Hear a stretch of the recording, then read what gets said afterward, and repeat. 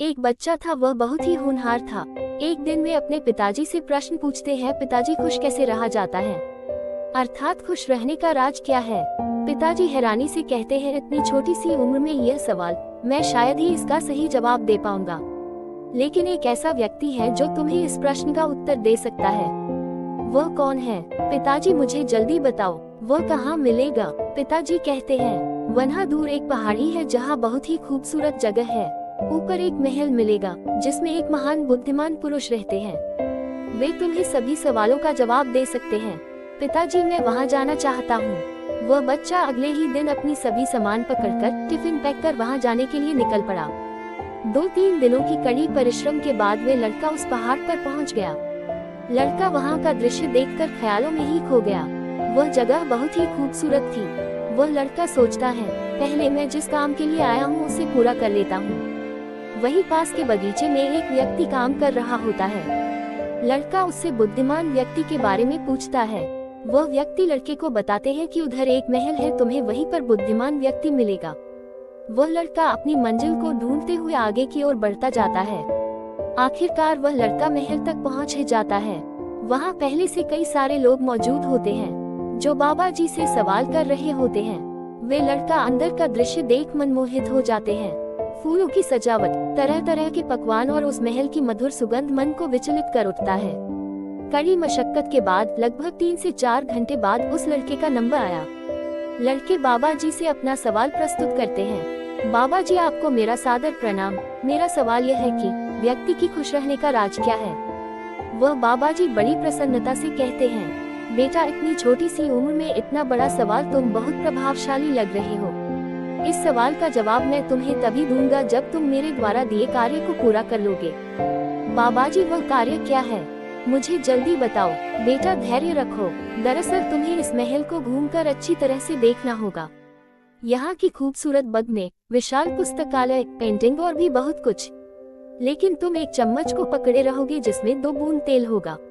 लेकिन याद रहे, पूरे महल घूमने तक इस चम्मच से एक भी बूंद तेल नीचे नहीं गिरना चाहिए। लड़का महल की भ्रमण के लिए निकल पड़ा। महल में बहुत ही घुमावदार जगह थी। उनका पूरा ध्यान उस चम्मच पर ही था कि कहीं एक भी बूंद तेल नीचे न गिर जाए। पूरे महल को घूमने के बाद फिर से वह लड़का बाबा जी के पास आ जाता है।